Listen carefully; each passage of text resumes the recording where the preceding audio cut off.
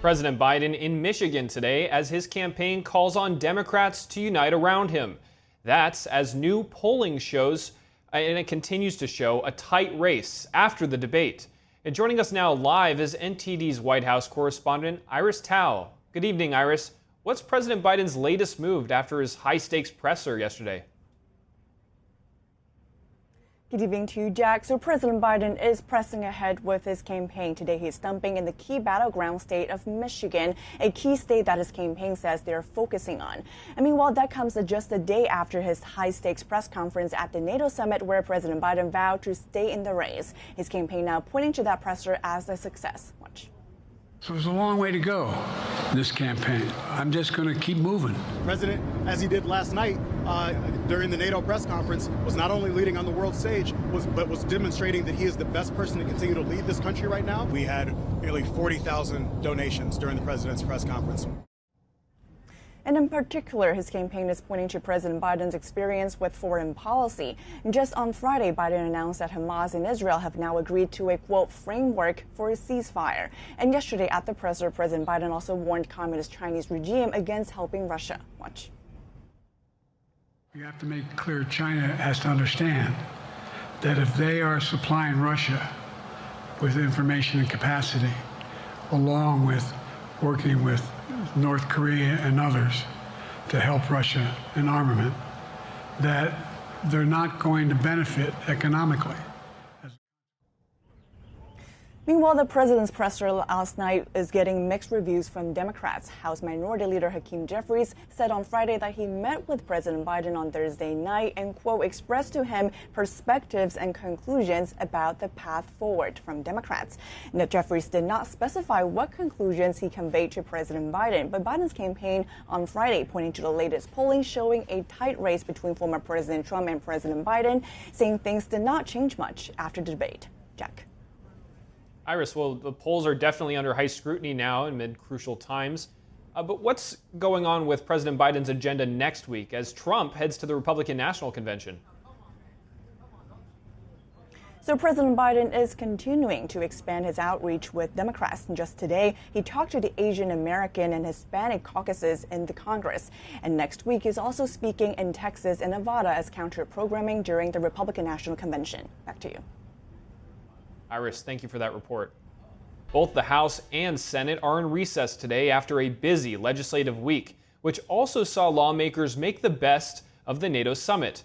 Our Washington correspondent, Luis Martinez, has more on how members of Congress experienced the conference. Lawmakers, both Republican and Democrat, met with world leaders on the sidelines of this week's NATO summit. Former Speaker of the House and Democratic Congresswoman Nancy Pelosi described the 75th anniversary of the military alliance as spectacular. What I do want to say is that yesterday I was honored to be present at the president's speech at NATO. He was absolutely spectacular. Democratic Congressman Jonathan Jackson from Illinois was disappointed that this year's NATO annual summit did not include more countries and saw it as a missed opportunity to expand the alliance. You also saw 1/8 of the world represented between, if you will, Russia, Europe, the United States, Canada, and NATO. That's a minority meeting of the world's population.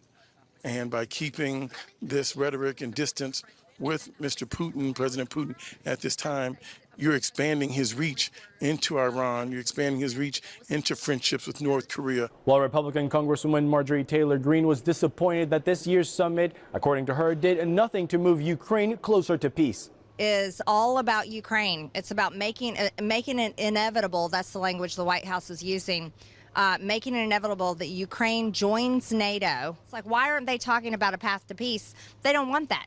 They want to keep the Ukraine war going, and they want to find a way to make it Trump-proof. A bipartisan group of senators sent a request to Secretary of State Antony Blinken to push for the inclusion of Hawaii into the protection of Article 6 of NATO. Currently, the Pacific Islands are excluded from NATO's collective self-defense measures. Also on the sidelines of this week's NATO summit, Speaker of the House Mike Johnson met with Ukrainian President Volodymyr Zelensky, with the President of the Czech Republic, the Prime Minister of Greece, and the newly elected Prime Minister of United Kingdom, Keir Starmer. Also, a group of bipartisan senators led by Chuck Schumer and Mitch McConnell met with German Chancellor Olaf Scholz.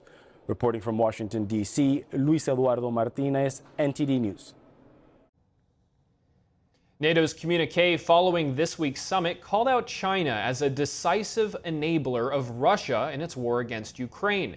Joining me now to discuss these developments is David Salvo, Senior Fellow and Managing Director of the Alliance for Securing Democracy at the German Marshall Fund.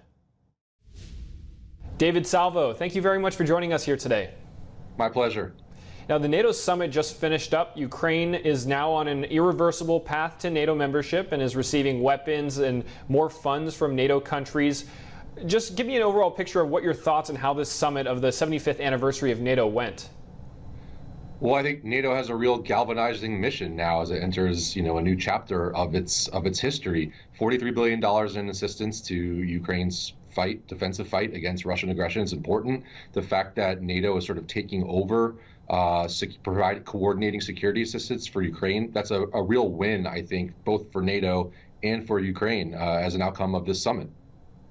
And now NATO leaders called the Chinese regime a decisive enabler of Russia and its invasion of Ukraine in the summit release. Now, President Biden warned European allies could cut investment to China if this continues. How effective are economic sanctions in influencing China's support for Russia's war in Ukraine? Well, I think that the West should do that, but I'm not sure how effective it will be. I mean, China is a huge economy, and it is propping up the Russian war machine. Russia has lots of enablers that are allowing it to get to bypass Western sanctions in many respects, and still have all the ammunition it needs to wage this war against Ukraine. So I do think there should be consequences and punishments for that sort of activity, but I'm not sure that it will necessarily change the calculus in Beijing. Now talk to me a bit about the relationship between China and Russia and how that relationship has evolved, and what are the effects of their alliance on the national security of the U.S. and its allies? Well, I mean, the foundation of this alliance between China and Russia is truly authoritarianism and trying to push back against American hegemony all over the world. That is the root of that friendship. Russia and China historically are not two nations that trust each other, but in the shared values between the Kremlin and Beijing, they've found common cause to push back against American leadership, to support each other in their own geopolitical ends. And I think that is important for Americans' national security because they're trying to outcompete us all over the globe, in Latin America, in the Western Hemisphere, in other parts of the global South, and in the transatlantic space, in Europe too. China economically is a much more significant trading partner for Europe than it has been in the past. And obviously Russia is waging a war on European soil. So these are absolutely important and have implications for U.S. national security. And how have European countries shifted their policy towards China in response to its support for Russia? That answer has a longer-term horizon, I think. It's too early to see just how Europe is going to fundamentally change its posture towards China. I think the hope, both here and in Europe, frankly, is that in time we can convince Beijing that it's on the losing path by supporting Russia in its war against Ukraine. I think there's a lot of reliance on Chinese economic heft and on Chinese trade. So there's probably, an overall reluctance to fundamentally upend that relationship. And I imagine that'll be a major focus of American diplomacy in Europe, whether it's a Biden administration or a Trump administration come January 2025.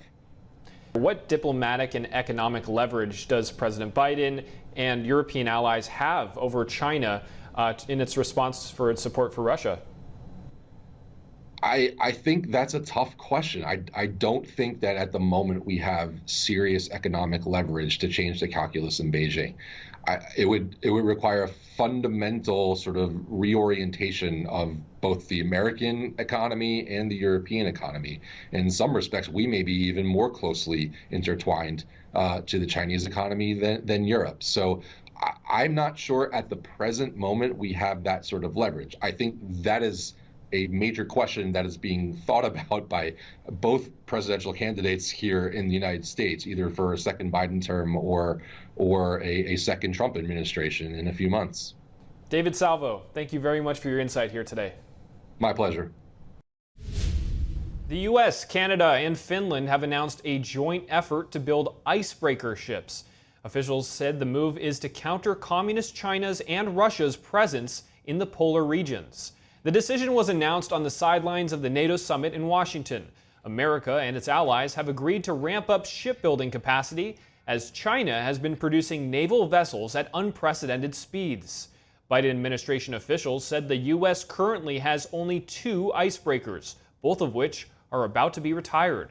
As of now, China is looking to develop new shipping lanes in the Arctic and expand its research in the Antarctica.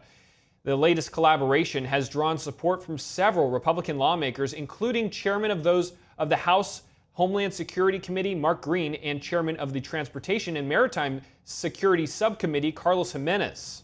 Thank you for watching the Capitol Report. If you want to see our full broadcast, check us out at epochtv.com.